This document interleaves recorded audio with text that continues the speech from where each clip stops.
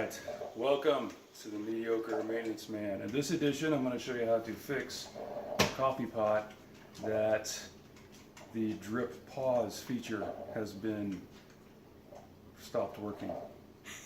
So, this is a Cuisinart thermal, but this fix will work with any coffee pot. This is like, I don't know, 10 years old.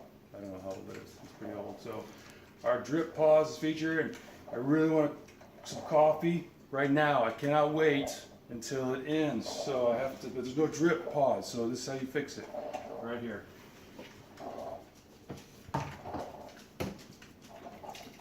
There it goes. See? I got my More Mountains to Climb mug that my lovely wife gave to me. Oh, and be sure to leave a little bit of space on top, because watch this.